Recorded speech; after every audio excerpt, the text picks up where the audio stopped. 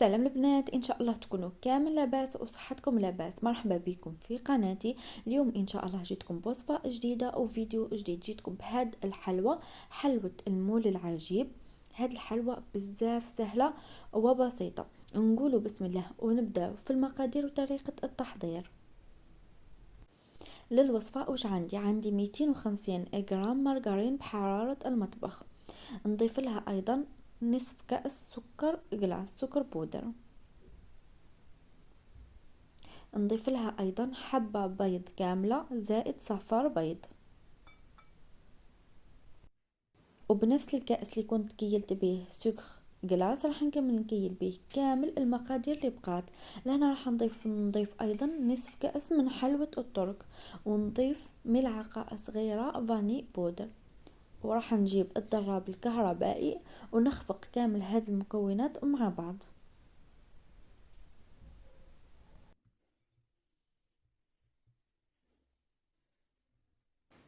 نخفق الكل مع بعض مليح حتى نتحصل على قوام يكون كريمي.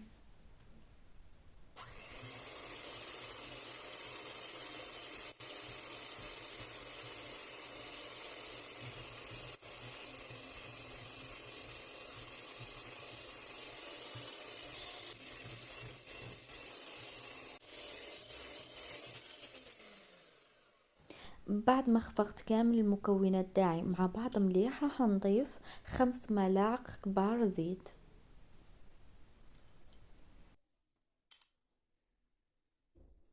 نضيف الزيت ونكمل الخفق.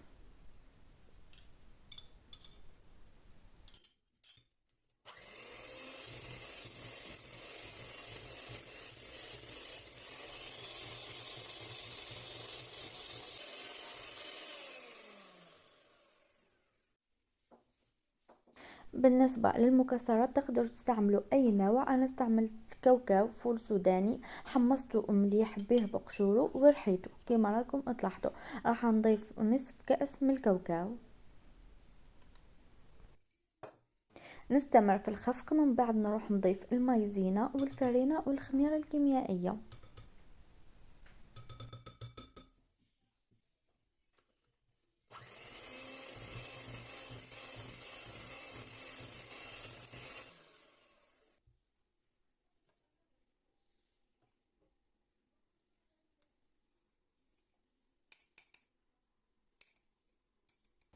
نجيب مصفاة ونحط فيها نصف كأس من المايزينا، ونضيف عليها ايضا علبة من الخميرة الكيميائية اللي هي 10 غرامات خميرة كيميائية، ونضيف الفارينة. نصفي هاد المكونات مع بعض. من بعد راح نبدأ نلم في العجينة، نبقى نضيف في الفارينة حتى نتحصل على عجينة تكون متماسكة.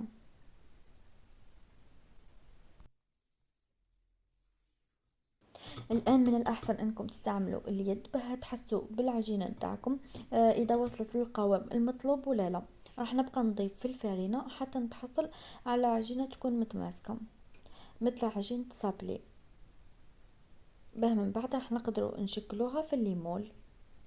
نبقى نضيف في الفارينة حتى نتحصل على القوام تاعي المطلوب.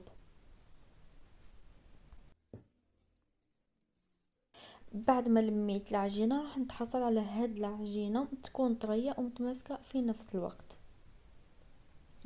بعد ما تحصلت على عجينة تكون متماسكة، لهنا باه الحبات نتاعكم يجيو كامل كيف راح توزنوا الحبة. الوزن تاع الحبة 35 غرام. ولهنا راح تبقى حسب ليمول تاعكم. كاين نوعية الليمون اللي يكونوا صغار، وكاين نوعية الليمون اللي يكونوا متوسطين. بالنسبة للنوعية تاع الليمون ايضا قادرين انكم تغيروا وتستعملوا النوعية تاع السيليكون.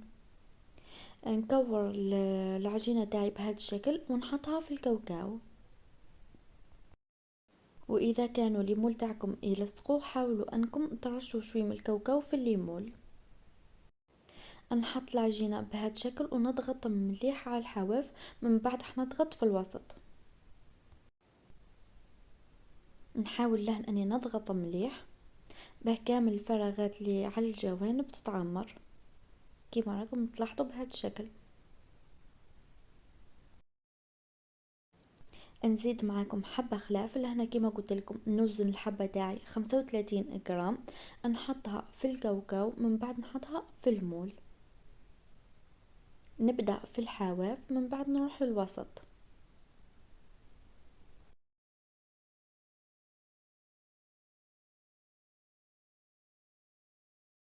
راح نوزن كامل العجينة اللي عندي، من بعد راح نبدأ نحطها في الليمون ونبدأ نضغط مليح. نكمل كامل بنفس الطريقة حتى نكمل الليمون اللي عندي. بعد ما عمرت كامل الليمون نجيب بلا ونحط فيه ليمون، من بعد راح ندخله للكوجة. كنت سخنتها ديجا من قبل. ندخل الحلوى نتاعي على 160 درجة حتى تاخد لي لون ذهبي وراح يتنفخ.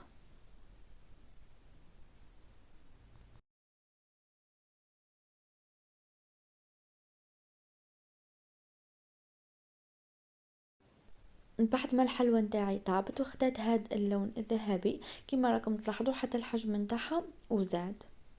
راح نخليها تبرد مليح، من بعد راح نبدا نحيها من الليمون. انا هاد الليمون تاعي ما يلصقوش، راح يتنحاو بكل سهوله.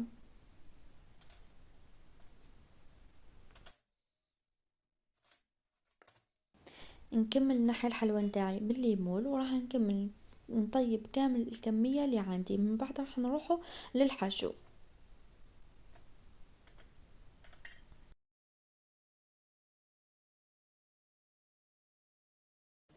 الآن نروحو للتزيين وللحشو. عندي لهنا كمية من السكر جلاس، راح نرشو على كامل الواجهة. راح نرش كمية قليلة فقط من السكر جلاس.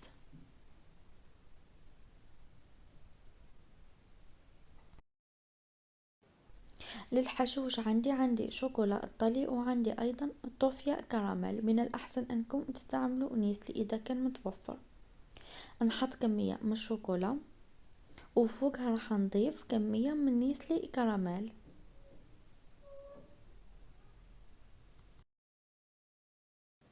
نحط كمية مليحة من الشوكولا بهذا الشكل في كامل الحبات،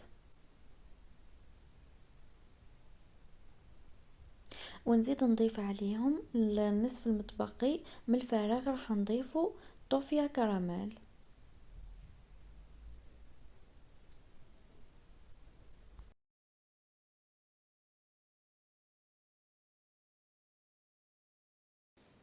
التزيين عندي حبات من الجوز، كنت استعملت لهم نكخي دوغي، استعملت لا مارك فونت.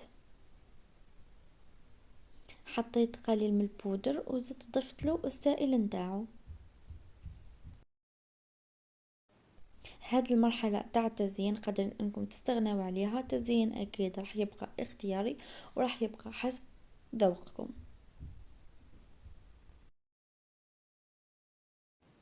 نلون حبات الجوز نتاعي بالنكخي ونحطها في الوسط. راح نكمل كامل الحبات اللي عندي بهذه الطريقة.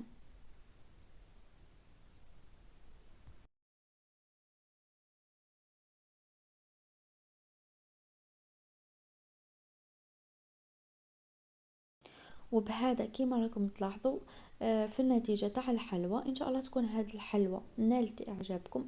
بهذا نقولكم الى وصفة اخرى وفيديو اخر ان شاء الله، ودمتم في رعاية الله وحفظه.